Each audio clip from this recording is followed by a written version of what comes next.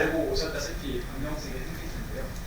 뭐 고민을 하다가 이렇게 정하게 됐고요. 사실은 제가 오늘 얘기할 부분 중에 제가 실제로 수행하고 있는 연구랑 연구에 대해서 정확하게 얘기를 한 건 아니지만 거기에 밑바탕이 되는 여러 가지 아이디어들에 대해서 제가 여러분들과 나누고 제가 실제로 연구하는 주제는 많은 경우에 소위 랜드랜드 프로그램이라고 부르는 거기에 관련된 연구를 많이 하고 있는데요. 그게 보면은 그 밑바탕에서 네, 훨씬 좋네요. 그렇죠? 더 잘 들리시죠? 네, 그 밑바탕이 되는 그런 여러 가지 아이디어들에 대해서 어느 정도 여러분들과 나누고, 그리고 또 이런 강연들을 하다 보면 아무래도 여러분들이 특히나 또 일상생활에서 아니면 뭐 학교에서나 뭐 대학교까지 가더라도 사실 지금 사람들이 무슨 연구를 하고 있는지를 접하기가 쉽지는 않은데, 근데 최근에 그 하고 있는 연구들에 대해서도 뭐 제 연구는 아니지만 어느 정도 그 맛을 보여드리고자 준비를 해봤습니다. 그래서 네, 그래서 이게 화면이 약간 잘리네요. 뭐 일단은 그냥 진행을 하겠습니다. 네, 그래서 일단은 시작하기 앞서서 항상 제가 한국에 방문할 때마다 연구할 수 있도록 그 공간을 마련해 주시는 고등과학원에 항상 감사드리고, 또 얼마 전에 저 과분한 상을 주신 호암재단에도 깊은 감사를 드립니다. 그러면 진짜로 시작을 하겠는데요. 네, 어디서부터 시작을 할까 하다가 그 대수와 모양이라는 주제로 먼저 시작을 해보려고 생각했습니다. 그래서 저런 좋은 방법이 있군요. 네. 이제 인류가 아주 고대로부터 수학이라고 부르진 않았지만 이제 수학적인 것들을 생각하면서 뭐 크게 두 가지 갈래로 그런 생각을 했다고 볼 수가 있겠는데요. 하나는 이제 수에 관련된 거고, 대수고요. 또 하나는 그 모양이랑 관련된 거잖아요. 기하라고 하는데, 기하는 이제 그 영어의 어원에서부터 알 수 있듯이 이제 뭐 땅을 재는 데서 아마 출발을 했다고 볼 수 있겠는데, 이제 뭐 여러 가지 이런 모양들에 대한 얘기들을 하게 되겠죠. 죄송합니다. 그래서 대수 또는 엘지브라라고 하면은 일단 뭐 가장 기본적으로 수를 더하고 빼고 곱하고 나누고 이런 것부터 시작해서 그것들의 규칙을 보고, 그다음에 또 다양하게 복잡한 그런 구조들을 보게 되지만은, 또 우리가 수학에서 빼놓을 수 없는 게 방정식이잖아요. 그래서 학창 시절부터 우리를 괴롭혀왔던 방정식도 뭐 대수의 아주 중요한 부분이라고 할 수 있겠고요. 그리고 그 모양을 공부하는 그 기하에서는 모양들을 탐구하고 분류하고 뭐 여러 가지 작업들을 하게 됩니다. 그래서 생김새에 대해서 알아보는 것이 기본적으로는 기하라고 할 수 있겠고요. 네. 그래서 이 두 가지 생각의 그런 줄기들이 사실은 수학에서 굉장히 오래된 떡밥이라고 볼 수 있고, 뭐 제가 잠깐 이렇게 유튜브에서 관련된 거를 찾아봤어도 금방 나오는 것이, 사실 이 자리에서 찾아보니까 2019년에 김민영 교수님께서 키아스와 깊은 관련이 있으신 이제 김민영 교수님께서 기하와 대수라는 주제로 강연을 하셨더라고요. 그리고 초등학생을 대상으로 하는 영상도 보니까 뭐 대수, 기하 이런 얘기들이 막 나옵니다. 그래서 역시 아주 좋은 떡밥이라고 생각이 듭니다. 그래서 우리가 뭐 제가 처음에 초반부에 드리고 싶은 얘기는 뭐 대수랑 기하가 뭐 당연하게도 따로 노는 것이 아니라 우리가 일상적으로 사실은 두 가지를 동시에 생각을 하고 있고요. 그래서 이 대수와 기하라는 두 날개가 있어야지 제대로 날 수 있다는 그런 얘기를 하고 싶은데, 그래서 몇 가지 여러분들이 뭐 이미 경험상 아시는 부분도 많이 있겠지만 간단하게 몇 가지 예를 좀 준비해 봤습니다. 그래서 그 모양을 통해서 사실 대수에 대해서 우리가 이해를 하는데 굉장히 어릴 때부터 그걸 시작을 하거든요. 사실 우리가 뭔가를 배우고 가르치고 할 때 예를 들면은 뭐 곱셈에서 3 곱하기 6은 6 곱하기 3이다 이런 교환 법칙을 얘기한다고 할 때 설명하는 방법 중에 하나가 3을 6번 더하나 6을 3번 더하나 같다 그러면서 이렇게 자 봐봐 이렇게 가로로 먼저 이렇게 더하나 아니면 세로로 이렇게 더하나 같잖아 이러면서 하면은 뭐 듣는 사람도 뭔가 확신이 들고 눈으로 보면서 하면은 왠지 더 그럴듯하잖아요. 그래서 설득이 되는데 그런 예가 있겠고요. 그리고 이제 분수를 가르칠 때도 보면은 이거를 뭐 추상적으로 가르치려면 힘들지만은 이제 자 봐봐 여기 피자가 있는데 이게 피자 한 판이 뭐 피자 지금 드시고 오셨네요. 그렇죠? 피자 한 판이 이게 1이야. 근데 그거를 6개로 똑같이 나눴어. 그러면은 그 한 조각을 6분의 1이라고 하는 거야. 그리고 그 6분의 1을 다시 6개를 합치면 1이 되는 거야. 뭐 이런 식으로 설명을 하는데 피자를 직접 눈으로 보면서 이거를 이해하려고 하면 훨씬 분수의 개념이 와닿겠죠?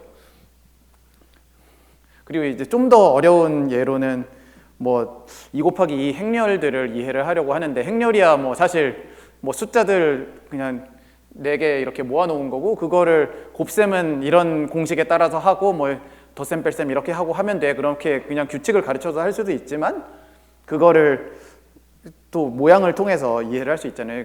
그 각각의 행렬이 사실은 그 평면 좌표계의 변환을 주기 때문에 뭐 이를테면 2,0,0,3이면 x 방향으로 2배 늘리고 y 방향으로 3배 늘리고 이런 거라고 볼 수 있고 이제 더 복잡하게 생긴 이런 행렬은 이제 뭐 아시는 분들을 좀 생각해 보시면 이제 60도 회전하는 그런 변환이 돼서 그리고 또 이제 행렬 2개 곱한다 그러면은 행렬 2개 곱하는 것은 그 변환을 하나를 먼저 한 다음에 그 다른 변환을 또 하는 거라고 이렇게 이해를 할 수가 있고 또 그런 관점에서 보면은 여기 행렬에서는 교환 법칙이 성립하지 않는다는 사실도 뭐 계산을 통해서도 뭐 쉽게 알 수 있지만은 뭐 그런 기하학적인 그런 직관을 통해서도 알 수가 있죠.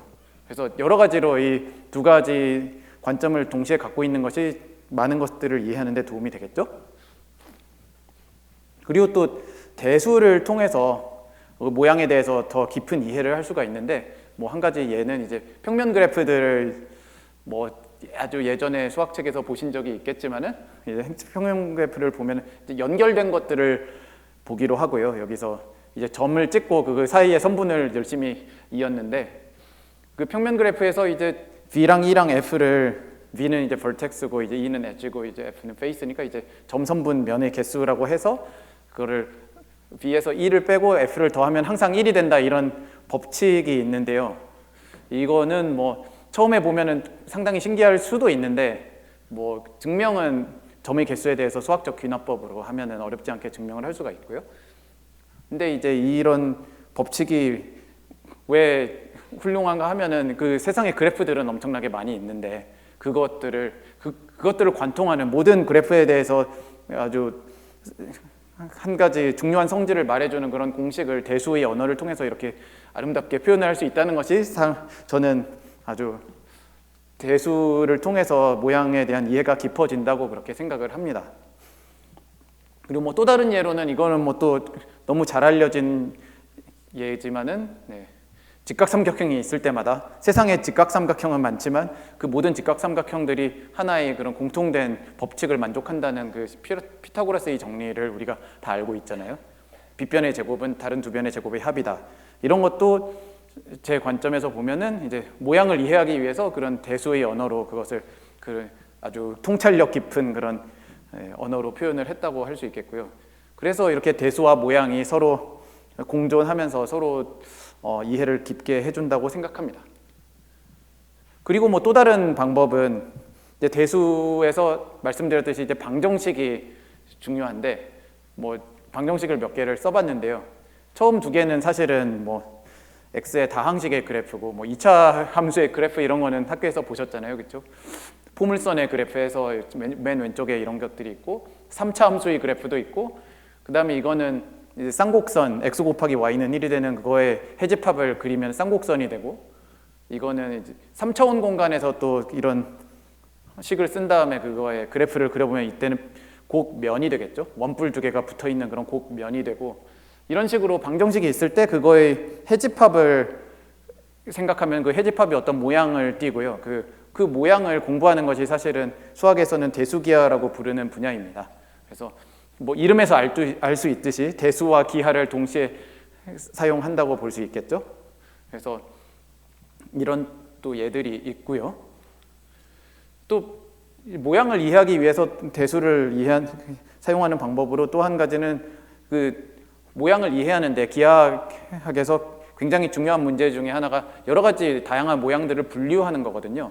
근데 분류를 할 때 이제 연결된 그런 매끈한 닫힌 곡면이 이렇게 있다고 하면은 그것들을 분류하는 방법 중에 하나가, 그럼 분류를 할 때 사실 뭐 제가 강조하진 않겠지만 중요한 거는 이제 뭐랑 뭐를 같다고 볼 것인가, 이게 사실은 중요한데요. 이제 여기서는 이렇게 연속적으로 이렇게 변화시키는 거, 이를테면 뭐 점토로 만들어진 거면 이렇게 느리고 뭐 휘고 이런 것들은 다 괜찮지만 뭐 찢고 이렇게 붙이고 이런 건 안 된다고 이제 얘기를 하고, 수학적인 용어는 이제 연속적인 변화에 대해서 변하지 않는 것들을 이제 공부한다고 하거든요. 연속적인 변화에 의해서 한쪽에서 다른 쪽으로 갈 수 있는 것은 이제 같다고 봤을 때, 그럴 때 걔네들을 분류하는 방법은 뭐 제가 복잡하게 말은 했지만은 사실은 그냥 눈으로 보이잖아요. 이 구멍의 개수를 세서 그것을 가지고 각각의 곡면에 숫자를 부여할 수 있어요. 그래서 9인 경우에는 구멍이 없으니까 0이고, 그 다음 거는 이제 베이글이나 도너츠처럼 생긴 거는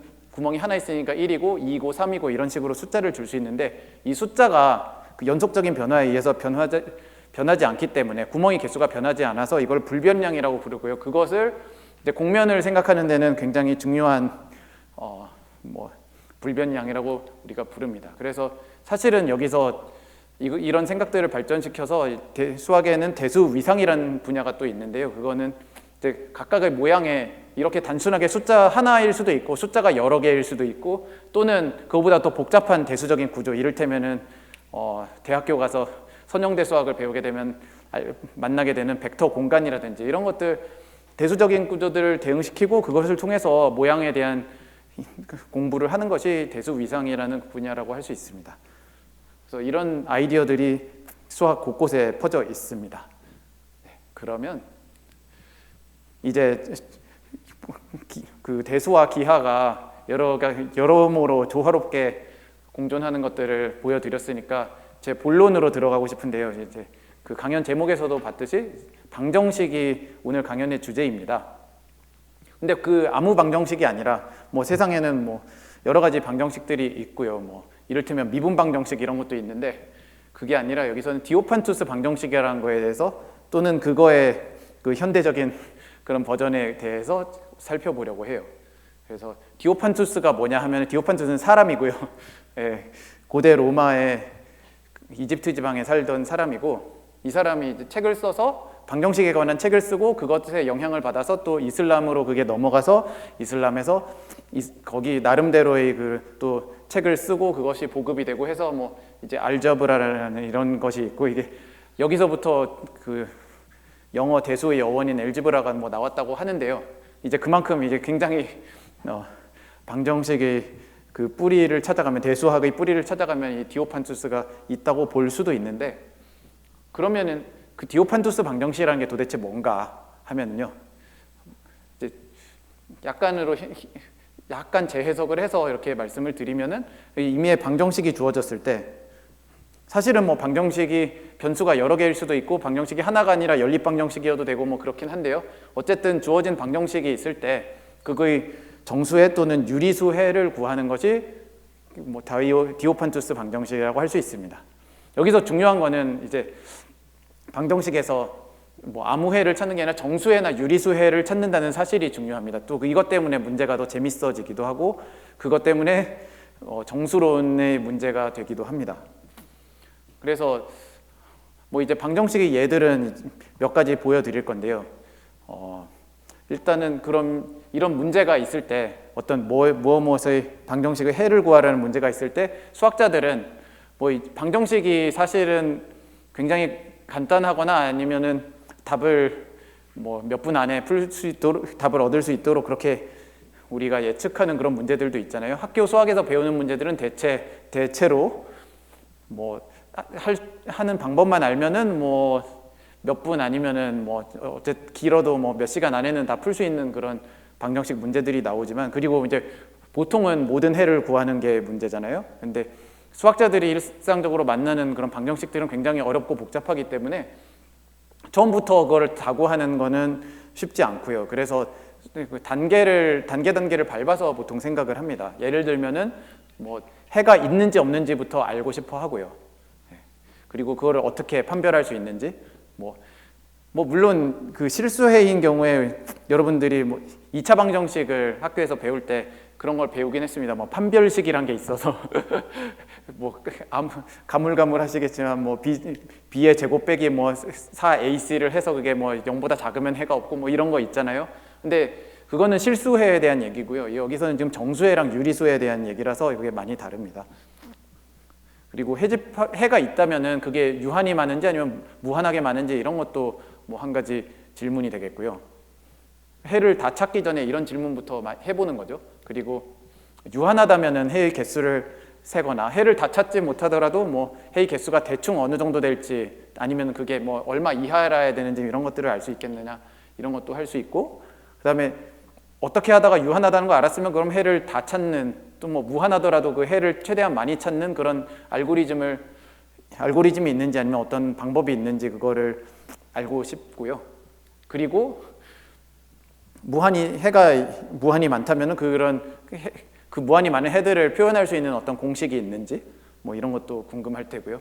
그리고 이런 온갖 질문들이 사실은 방정식 하나하나 있을 때마다 그런 질문들을 하게 되는데, 그러다 보면은 또 자괴감이 들 수가 있죠. 세상에 방정식은 너무 많은데, 물론 그 중에 더 중요한 방정식들이 있을 수는 있지만은 뭐 언제 우리가 방정식을 그거를 다 이해를 하나. 그래서 이제 할 수 있는 생각이 어떤 굉장히 훌륭한, 아까도 그런 예들을 들려드렸잖아요. 예를 들면 그래프들이 세상에 많지만, 세상에 직각삼각형은 많지만 그것들을 관통하는 어떤 법칙이 있었잖아요. 그래서 그 수많은 방정식들에 대해서 동시에 적용되는 그런 훌륭한 법칙 같은 게 있을까, 이런 것도 우리가 생각을 해볼 수 있겠죠.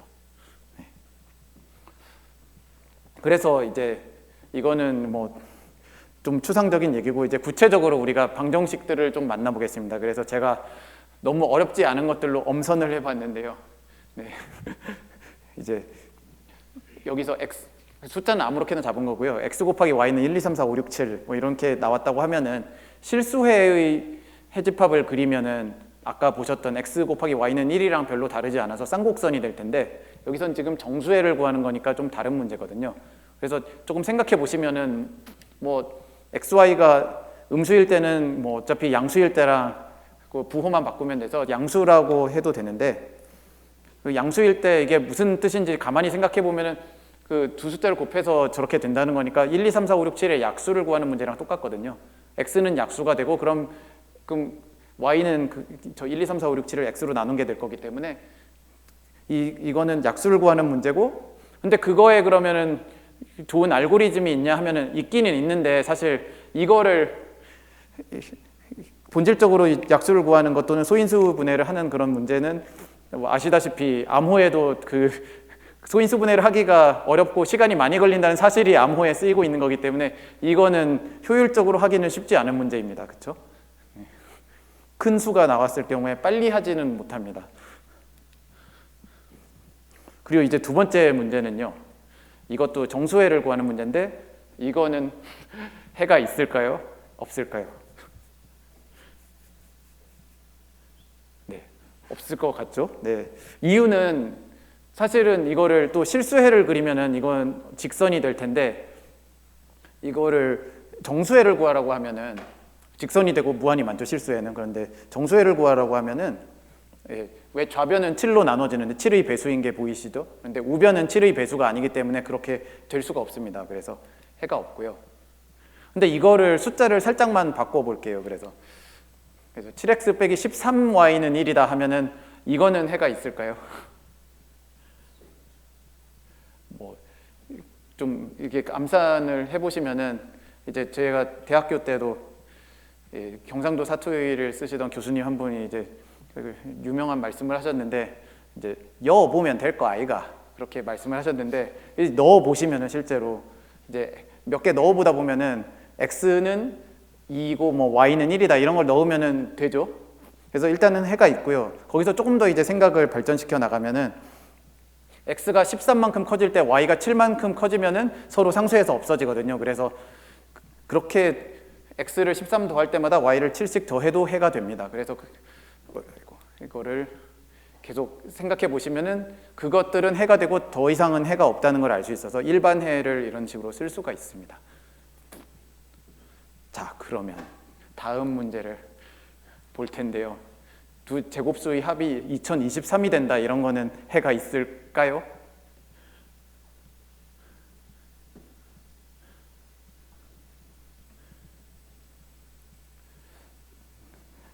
이거는 적어도 유한 시간 안에는 대답을 할 수가 있는데, 왜냐면은 제곱수는 항상 0보다 같거나 크기 때문에 x가 계속 커지다 보면 어느 순간에는 x제곱이 2023을 넘어가겠죠. 그래서 사실은 x가 0부터 얼마까지만 이렇게 넣어보면 되기 때문에 이것도 넣어보면 되긴 됩니다.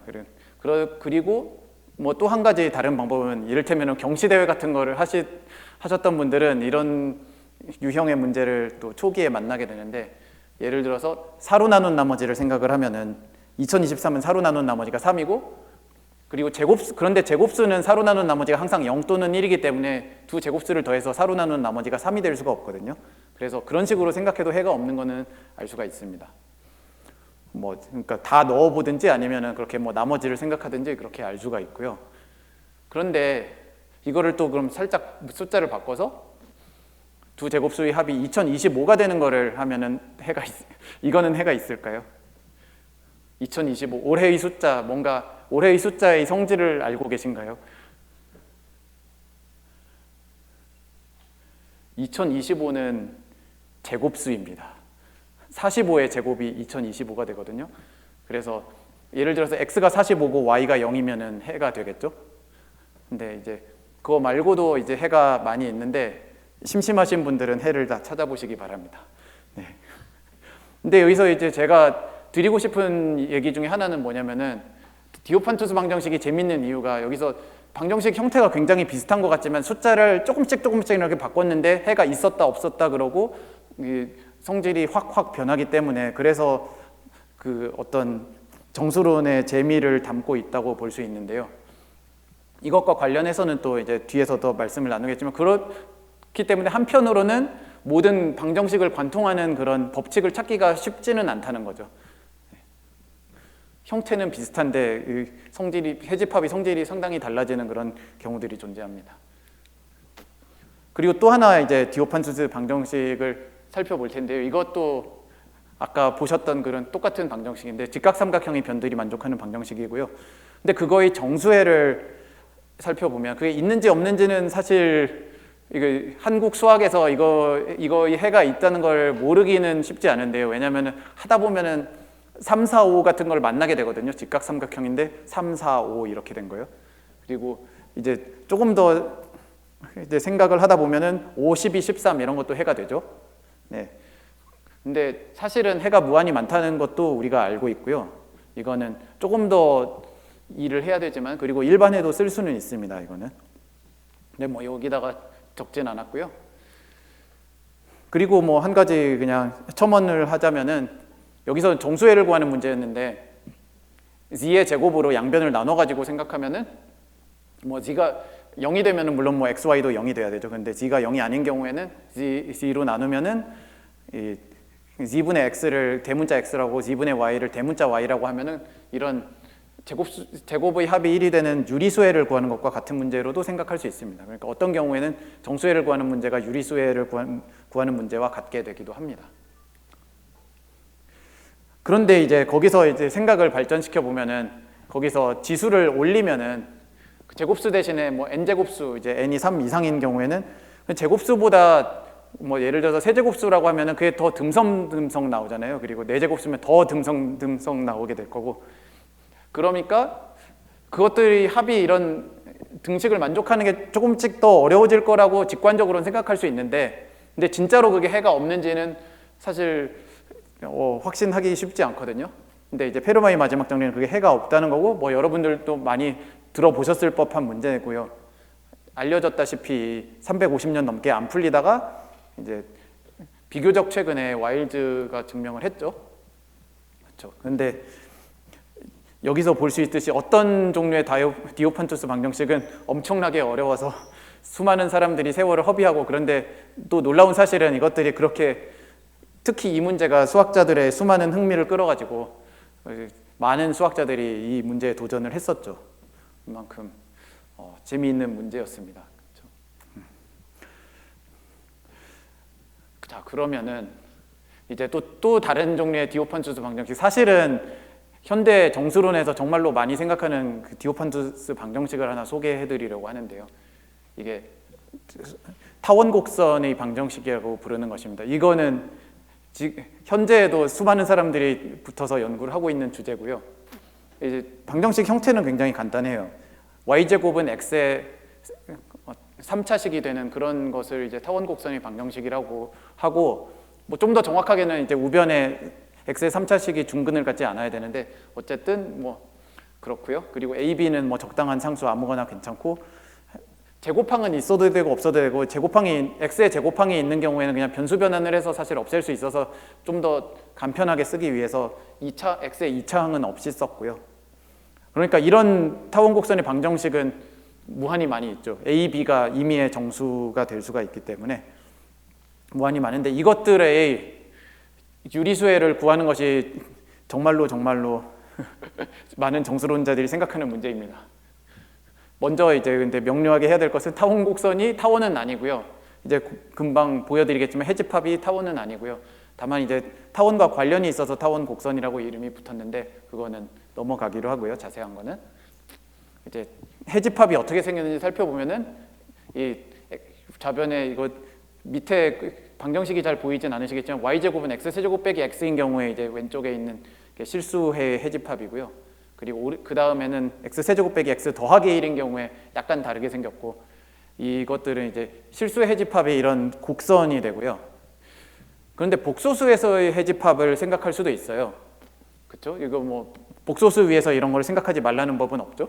그래서 xy가 복소수인 경우에 해집합이 어떻게 생겼는지 하면은, 이건 복소수는 우리가 그림으로 그리기가 상당히 곤란한데, 근데 한 가지 사실은 뭐냐면요, 복소수 하나는 실수 위에서 2차원이잖아요. 그러니까 복소 평면이라고 우리가 부르는데, 왜냐하면 복소수 하나를 나타내기 위해서 실수 2개가 필요하잖아요. 그래서 이것이 그러니까 곡선은 곡선인데, 실수 위에서의 곡선은 진짜로 우리가 생각하는 곡선처럼 생겼는데, 복소수 위에서의 곡선을 생각해서, 그러니까 해집합을 생각하면은 복소수 위의 곡선은 우리 눈에는 2차원으로 보입니다. 왜냐하면 복소수 1차원이 실수로는 2차원이 되기 때문에. 그래서 곡면이 되고요. 그러니까 용어가 좀 헷갈릴 수 있어요. 타원 곡선인데 왜 곡면이냐 하면은, 그거는 복소수 1차원이 실수 2차원이랑 같아서 그런 거고요. 그게 곡면 종수가 1인 곡면이 항상 나온다는 거를 우리가 증명을 할 수 있습니다. A, B가 뭐가 됐든 간에 이런 종류의 방정식의 복소수 해집합은 곡면 종수가 1입니다. 아주 네, 이런 사실은 뭐 이제 대학원 수준의 수학이면은 충분히 어렵지 않게 증명할 수가 있고요.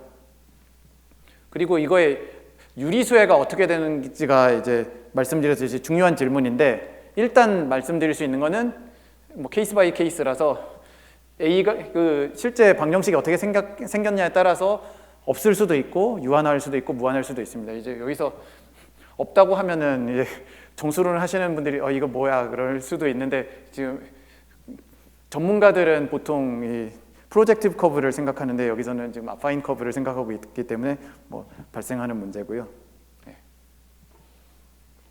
네, 그래서 이 유리수혜가 뭐 놀랍지는 않죠. 왜냐하면은 아까도 보여드렸듯이 그 개수를 조금씩 이렇게 크게 하고 작게 하는 거에 따라서 해집합이 있었다 없었다 그러기도 하기 때문에 뭐 놀랍지는 않습니다만, 일단 그런 사실을 참 기억해 두시면 좋습니다.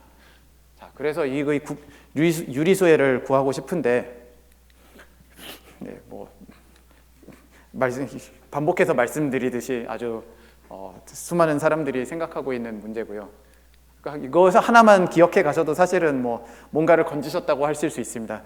요즘 정수론하는 사람들 도대체 뭐 하는 거야 하면은, 타원 저런 방정식을 풀고 있구나, 뭐 이렇게만 알고 가셔도 사실은 그게 틀린 얘기가 아니기 때문에. 그런데 이거를 왜 정수론이 꽂히려고 하냐 하면은, 그 페르마 마지막 정리에서도 사실은 타원 곡선이 아주 필수적으로 사용이 되고요. 그리고 뭐 구체적인 관련성은 이제 여기 페르마 마지막 정리 그 방정식에 해가 있다면 그 해로부터 어떤 타원 곡선을 대응시키고 그 타원 곡선을 들여다봐가지고 그런 타원 곡선이 도대체 있을 수가 없다, 이런 모순을 도출하게 되거든요. 그래서 거기에서 필수적으로 들어가고요. 그리고 또 뭐 와일드 본인이 그 이제 문제 선정에 참여했다고 알려져 있긴 하지만, 어쨌든 그 타원 곡선의 그 방정식과 관련된 미해결 문제, 뭐 100만 불 상금이 걸리는 그런 유명한 문제가 있고요. 그러니까 그만큼 중요하게 생각한다는 얘기죠. 그리고 뭐 이제 도처에 뭐 등장을 하고 있습니다. 그래서 아주 할 일이 뭐 산더미처럼 많이 남아 있고요. 그리고 뭐 또 암호에도 사실은 이용을 하고 있고요. 근데 이제 여기서 뭐 제가 다음 단계로 넘어가기 위해서 드리고 싶은 질문은, 여기 뭐 이미 그런 질문을 하고 계신 분들도 있었겠지만, 이런 방정식이 있으면 이게 방정식이 물론 특별한 이유는 있습니다만, 이 해집합의 어떤 그 덧셈 구조를 가지고 있어서 이 방정식이 굉장히 특별하기는 한데, 어쨌든 간에 이렇게 딱 봤을 때 왜 굳이 우변에 x의 3차식일 필요는 없잖아요. 그래서 그거를 그러면은 일반적인 고차다항식을 쓰면 어떻게 될지 자연스럽게 물어볼 수가 있습니다. 그래서 어떻게 될까 이렇게 보면은, 그거를 거기에 이름이 붙어 있는데요. 그게 초타원 곡선이라고 하는데, 그거는 이제 n이 4면은 사실은 곡면 종수가 계속 1이라서 이제 뭐 5차 이상부터 생각을 해야지 진짜로 다른 게 나오긴 하는데요. 어쨌든 이 초타원 곡선 방정식은 그냥 다른 게 아니라 y제곱은 fx인데, 이제 fx의 차수가 올라간 걸로 생각하시면 되고요. 그리고 예를 들어서 y제곱은 x의 5차식이다 이런 경우에 그걸 해집합을 그려보면 아까랑 약간 다르게 생겼고요. 그리고 복소수 해집합을 그리면은 또 곡면이 될 텐데, 이번엔 곡면 종수가 2가 됩니다. 이것도 뭐 대학원에서 배우는 수학으로 어렵지 않게 증명을 할 수가 있고요. 그러면은 이거를 갖고서 뭔가를 뭐 도출하시기는 쉽지 않겠지만, 제가 그냥 사실을 알려드리면은 그 곡면 종수가 n-1을 2로 나눈 거에 그 정수 부분이 돼서, 그러니까 5차식인 경우에는 곡면 종수가 2고, 6차식도 곡면 종수 2, 7차식은 곡면 종수 3, 8차식도 3, 그 다음엔 4, 4, 5, 5 이런 식으로 곡면 종수가 올라가면서 이 복소수 해집합의 생김새가 점점 더 복잡해집니다. 뭐 그거는 직관적으로는 그럴 수도 있을 것 같죠. 차수가 올라가면서 복잡도가 뭔가 올라갈 테니까. 그리고 곡면 종수가 올라간다는 건 어쨌든 곡면이 더 복잡하게 생긴 거니까 뭔가 그럴 것 같은 느낌은 듭니다만, 이거는 증명은 또 그렇게 할 수가 있습니다. 그리고 더 일반적으로는 그냥 xy의 그런 이변수 방정식, 그 이변수로 된 그런 다항식을 생각을 해서 그거가 0이 되는 그런 방정식을 생각하면은 뭐 더 많은 곡선을 얻어낼 수 있는데요. 모든 곡선이 초타원 곡선이나 타원 곡선이 되는 건 아니거든요. 그래서 더 많은 곡선을 일반적으로도 얻어낼 수가 있고요. 그런데 거기서도 똑같이 그 해집합의 생김새라는 걸 생각할 수 있는데, 제 강연에서 이제부터 이 생김새라고 하면은 복소수 해집합의 곡면 종수를 말하는 겁니다. 여기서는.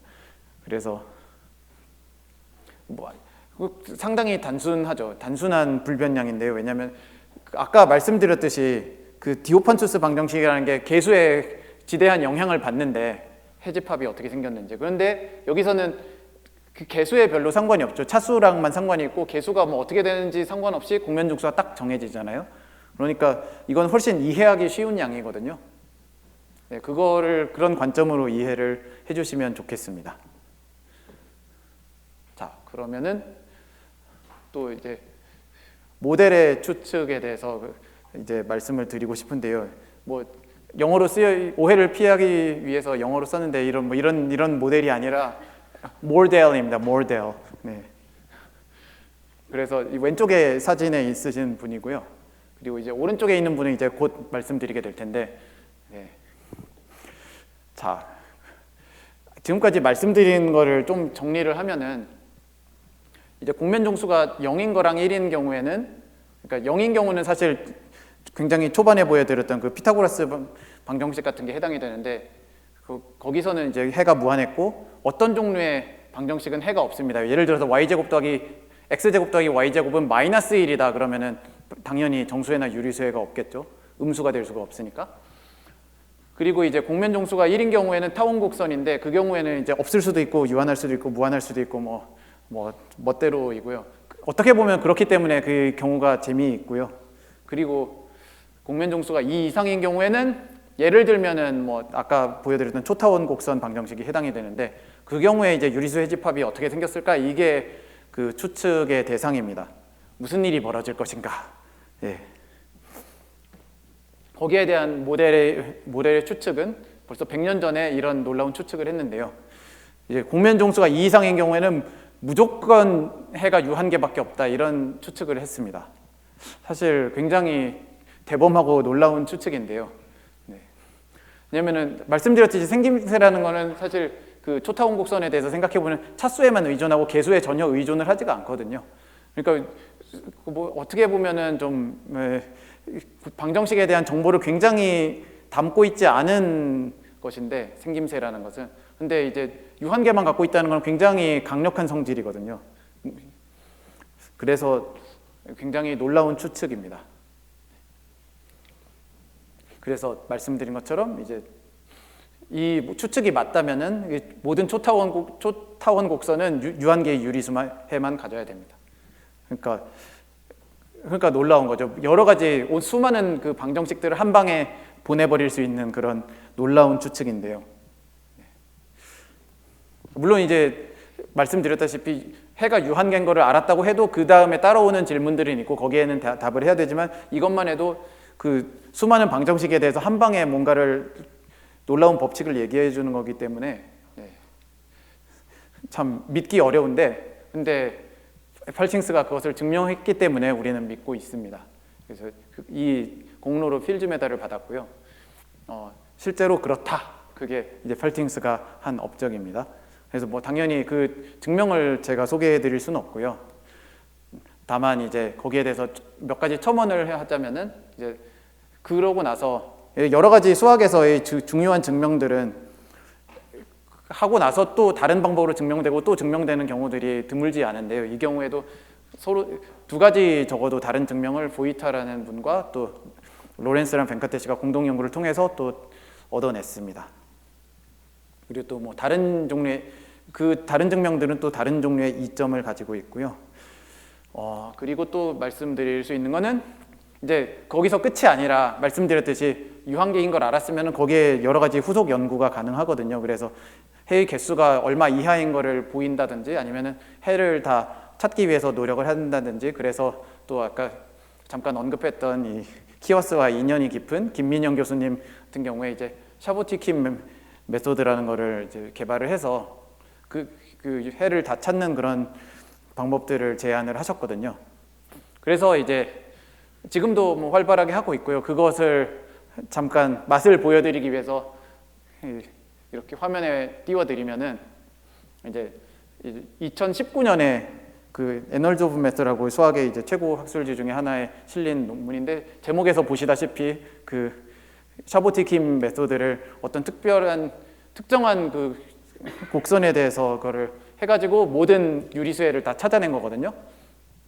근데 이제 그 커브는 사실 뭐 방정식으로 주어지진 않는데, 처음에는 그냥 어떤 종류의 뭐 이름이 복잡하지만 스플릿 카르다 머저 커브 레벨 13 뭐 이렇게 뭐 이름이 복잡하지만은 뭐 방정식을 이런 식으로 쓸 수도 있고요. 그 곡선에 대해서. 근데 이것을 정확하게 5개의 유리수해를 가진다. 그거고 이제 뭐 그거를 그려보면 저렇게 생겼다고 합니다. 네. 네. 근데 이제 뭐 이런 식으로 이렇게 활발하게 연구들을 하고 있습니다. 굉장히 어려운 경우에 대해서도 하고 있고, 이제 뭐 저주받은 곡선이라고 하는 이유는 이제 그 다른 모듈라 커브들에 대해서는 어떤 그런 모듈라 커브들에 무한히 많이 있는데, 그 중에 이거 하나 빼고는 이제 사람들이 다 이해를 할 수 있었는데, 이 하나가 마지막으로 남아서 괴롭히고 있어서 그래서 저주받은 곡선이라고 부르는 걸로 알고 있습니다. 자, 그러면은 여기서 이제 약간 주제를 살짝 바꿔서 이제 새로운 수의 체계에 대해서 간단히 소개를 하고, 또 거기에서 방정식에 대해서 할 수 있는 얘기가 뭔지 말씀드리려고 하는데요. 유한체라는 게 있어요. 그래서 이것은 우리가 평소에 생각하는 유리수나 정수나 뭐 실수나 복수수 이런 세상과는 굉장히 다른 세상인데요. 쉽게 말하면은 그 소수 P를 하나 고정했을 때, 소수라는 거는 이제 2, 3, 5, 7, 11, 13 그런 것처럼 1과 자기 자신 외에는 나눠지지 않는 정수잖아요. 거기서 P로 나눈 나머지로만 갖고 이제 덧셈, 뺄셈, 곱셈, 나눗셈을 할 수 있는 그런 수의 세상을 유한체라고 부릅니다. 그래서 뭐 이거를 처음 보시는 분들도 있을 수 있는데 사실 나머지를 가지고서 우리가 계산을 하는 거는 아주 평소에도 하고 있는 것들이라서 대표적인 예가 제 생각에는 그 요일을 할 때 그 7로 나눈 나머지를 갖고 덧셈 뺄셈을 많이들 하시거든요. 그러니까 예를 들면은 오늘이 화요일인데 100일 후는 무슨 요일이게 뭐 이렇게 누가 물어보면은 그러면은 여러분 본능적으로 아 이게 7로 나눈 나머지를 가지고서 100을 7로 나누면 2가 남으니까 이틀 후랑 똑같구나. 그러니까 목요일이구나. 이런 식으로 하시잖아요. 그렇죠? 그래서 여러분도 모르게 7로 나눈 나머지 세상에서 유한체 F7에서 여러분들이 덧셈 뺄셈을 하고 있으셨던 겁니다.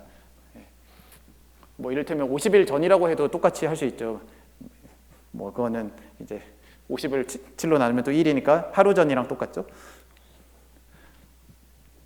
네, 그리고 또 5로 나눈 나머지를 갖고 그러면은 실제로 곱셈 나눗셈을 시도해 보면은 2 곱하기 3은 이 F5라는 수위 체계에서 뭐가 될지 생각해 보면 2 곱하기 3은 6이니까 6을 5로 나누면 1이 돼서 1이겠죠.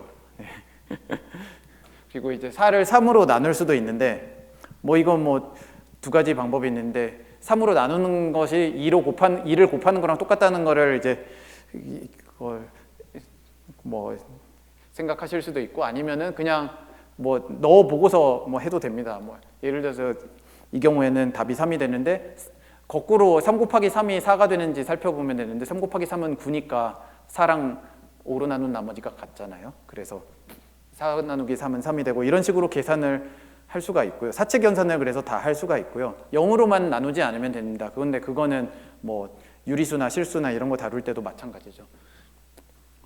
그래서 아까 보셨던 여러 가지 온갖 정수 방정식들을 디오판투스 방정식들을 이제 각각의 소수 P에 대해서 이 유한체 위에서 해집합을 생각할 수가 있거든요. 왜냐면 뭐 넣어보면 되잖아요. 그래서 예를 들면은 아까 타원 곡선 방정식의 예로서 y제곱은 x세제곱 더하기 x다 이런 방정식이 있을 때 그럼 해집합이 어떻게 될까 생각해 보면은 x는 그러니까 3으로 나눈 나머지만 갖고 하니까 x도 0, 1, 2 중에 하나가 돼야 되고 y도 0, 1, 2 중에 하나가 돼야 되니까 9가지 가능성이 있잖아요. 그래서 뭐 다 넣어보면은 되죠. 네. 그래서 아니면은 뭐 좀 더 뭐 빨리 할 수 있는 방법은 있습니다만 뭐 기본적으로 중요한 사실은 x랑 y가 취할 수 있는 모든 경우의 수가 유한계밖에 없기 때문에 항상 해는 해집합은 유한이고 그래서 해의 개수를 셀 수가 있습니다. 그리고 그러니까 최대한 많으면은 여기서 9개가 되고 하나도 없다면 0개가 되고 어쨌든 그 사이인 거죠. 그래서 이 경우에는 뭐 예를 들어서 다 넣어 보면은 3가지가 해가 된다는 걸 알 수가 있고요. 말씀드린 것처럼 뭐 해집합이 항상 유한하기 때문에 해의 개수를 셀 수가 있고 뭐 해의 개수는 당연하겠지만은 이 주어진 방정식 같은 경우에 3으로 나눈 나머지냐 5로 나눈 나머지냐 뭐 그런 거에 따라서 당연히 해의 개수는 계속 변하게 됩니다. 그리고 P가 커지면 커질수록 뭐 직관적으로 봤을 때 해의 개수는 늘어나겠죠. 근데 이제 제가 드리고 싶은 질문은 유한체에서 그러면은 방정식의 해의 개수를 셀 수 있는데 그게 방정식의 생김새는 말씀드린 것처럼 복소수 해집합의 공면 종수인데요. 복소수 해집합이 어떻게 생겼는지랑 이런 전혀 다른 수의 체계에서의 그 해집합이랑 무슨 상관이 있을까 이런 질문을 할 수가 있거든요. 그러니까 뭐 이런 질문에 이르기까지는 물론 시간이 걸리지만 뭐 광연 시간 관계상 이런 질문을 여러분들이 하셨다고 가정하겠습니다. 자, 그러면은 유한체 위에서 이제 타원 곡선을 한번 생각해 보는데요. 일반적인 타원 곡선을 생각을 하고요.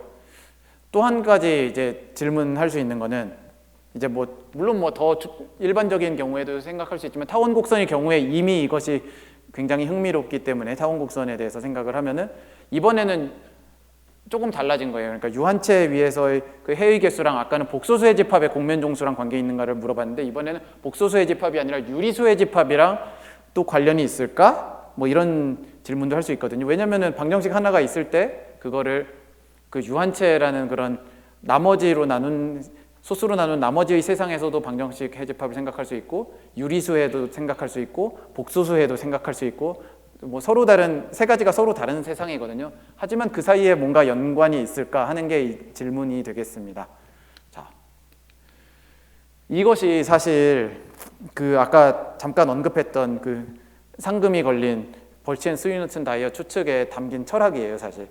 그래서 이분들이 이 추측을 처음에 만들어낼 때 이런 종류의 실험을 좀 숫자를 가지고 실험을 좀 하셨거든요. 그래서 P로 나머지를 나눈 세상 유한체 FP 위에서 이거 해의 개수를 세고요. 그 해의 개수를 여러 가지 다른 소수들에 대해서 그거를 센 다음에 그 숫자들을 어떻게 잘 조합을 해가지고 그래프를 그렸더니 아 이게 이런 어떤 직선에 가까이 가더라 이런 거를 통해서 사실 그 추측을 만들어냈고 이 추측에는 또 초기 컴퓨터인 에드삭2라는 게 사용이 됐다고 합니다. 그래서 초기부터 컴퓨터가 사용되어서 중요한 수학의 추측에 이르게 되는 요즘 뭐 AI 뭐 인공지능 갖고 얘기가 많지만 이미 초창기부터 컴퓨터가 수학의 중요한 진보를 이루는 데 사용이 되고 있었습니다. 재미있는 사실입니다. 네. 그리고 또 좀 더 최근 추세에 맞게 이제 기계학습 이런 거 우리가 많이들 얘기를 하는데 이제 많은 타원 곡선들과 또 많은 소수들 P에 대해서 그 유한체 FP 위에서 서로 다른 타원 곡선들의 그 해의 개수를 세 가지고 그거를 평균을 낸 다음에 또 소수가 커지면서 어떻게 되는지 이렇게 살펴봤더니 그 타원 곡선에 사실은 각각에 대해서 플러스나 마이너스라는 부호를 줄 수가 있는데요.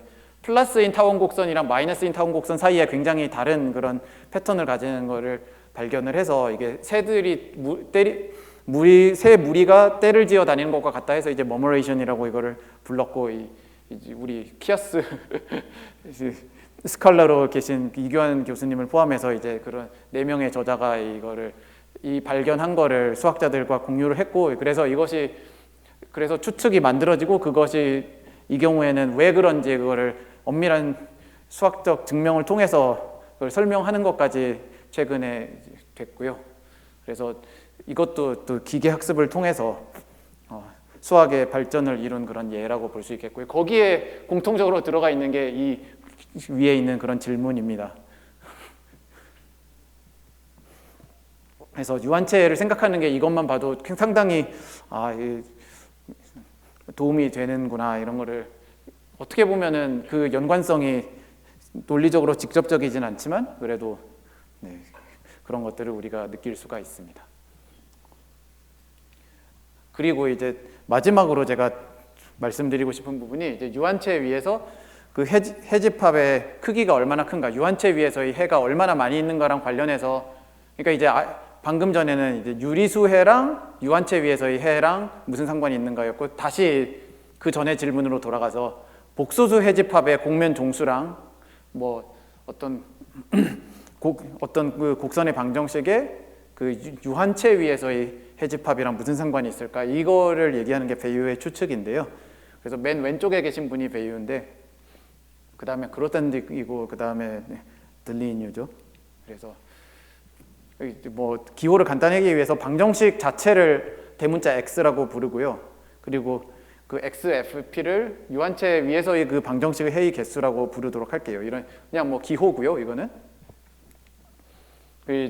베이유가 추측하고 들리뉴가 증명을 한 게 뭐냐면은 이거는 제대로 쓰려면은 공간이 좀 필요해서 굉장히 대략적인 형태로 진술을 했는데요. 그러니까 복소수 해집합의 생김새에 따라서 그 유한체 해집합의 개수가 어느 정도 이 범위 안에서 결정이 된다는 게 이제 이 정리의 내용입니다. 그러니까 결국은 그 방정식의 생김새가 유한체 위에서의 방정식의 해집합의 크기를 결정한다는 얘기예요. 그러니까 이거를 이렇게 그런데 얘기를 드리면은 너무 감이 안 오실 테니까 처음에 얘기했던 초타원 곡선의 경우로 예를 들어드리면 이제 좀 더 정확하게 말씀드릴 수 있는데요. 예를 들어서 f가 7차당식이라고 해볼게요. 초타원 곡선인데 y제곱은 x의 7차식 이런 식으로 나오면은 그 7차식이 진짜로 개수가 어떻게 생겼는지 전혀 상관이 없고요. 그게 이 정리의 위대함이죠. 그 모든 그런 방정식들에 공통적으로 적용되는 원리입니다.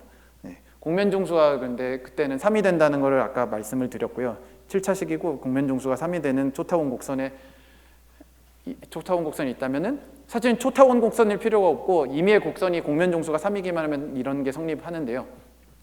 이제 회의 개수가 이제 그 프로젝티브 커브로 봤을 때 아니면은 이제 좀 숫자를 살짝 바꿔야 되지만 어쨌든 네. 회의 개수가 이런 범위 안에 있다 이런 얘기고요. 이 오차가 이제 그 피의 제곱근의 어떤 배수로 나타나는데 그 오차를 재는 부분에 이제 곡면 종수가 들어갑니다. 이제 곡면 종수가 5다 그러면은 3 대신에 5를 집어넣으면은 이것이 성립을 하고요. 그러니까 말씀드린 것처럼 이 모든 그런 곡선들에 대해서 성립하는 식이고 사실은 이 정리에서는 x가 곡선이 방정식일 필요가 없고 곡선은 1차원이잖아요. 그런데 1차원이 아니라 곡면 2차원이 됐든 아니면 그 방정식의 해집합이 더 고차원이 되더라도 항상 성립하는 그런 놀라운 정리입니다. 그래서 이거를 배유의 추측 또는 들린의 정리라고 부르고요. 이것도 뭐 사실 필드상을 받은 업적이고 이거를 증명을 제가 설명할 수 있는 자리는 아니지만은 그래도 주요 재료 중에 하나가 뭔지 보면은 거기 랩셰츠와 그로센딕의 고정점 정리라는 게 있는데요. 영어로는 픽스 포인트 포뮬라라고 부르는데 그게 어떤 건지 뭐 철학적으로만 좀 생각을 해보면은 아까 말씀드렸던 대수위상에서처럼 대수를 이용해서 어떤 모양을 공부하기 위해서 나온 도구라고 볼 수 있는데요. 그런데 그것이 다시 정수론 내지는 뭐 산술에 다시 돌아와서 이런 방정식을 유한체 위에서의 방정식을 푸는 그런 문제에도 사용이 됐다 이런 식으로 뭐 어떻게 보면은 생각이 흘러 갔다고 이렇게 말씀드릴 수 있겠습니다. 네. 그러니까 초반에 말씀드린 것처럼 이렇게 두 가지 날개로 항상 날아야 됩니다. 네. 그래서 여기서 제가 마무리를 지으려고 하는데요. 뭐 이제 요약을 해드리자면은 이제 방정식의 생김새에 따라서 유리수의 해집합 또는 유한체에서의 해집합이 많은 부분 결정된다는 거고요. 그런데 말씀드렸듯이 그 생김새만 통해서 그거를 영향을 줄 수 있기 때문에 상당히 많은 방정식에 동시에 방정식을 동시에 관통하는 그런 법칙을 준다고 얘기를 할 수가 있겠고, 그리고 뭐 이제 마지막에 잠깐 이렇게 끼워 넣자면은 제가 한 연구의 많은 부분이 이런 관점으로 살펴보자면은 이제 시무라 다양체라는 특정한 종류의 방정식을 저는 연구를 하는데 특정한 방정식의 해집합들을 연구를 하는데 그거의 생김새를 잘 공부해서 이제 어떤 정수론에서의 그 랭글렌즈 프로그램에서의 뭔가를 하고 싶거든요. 그래서 그걸 하기 위해서 저도 이제 고정점 정리 같은 걸 사용하고 그리고 유한체 위에서 어떤 문제를 해결을 함으로써 이제 그거를 얻어내는 그런 식으로 연구를 진행을 하고 있습니다. 거기까지 말씀드리면서 강연을 마치도록 하겠습니다. 감사합니다.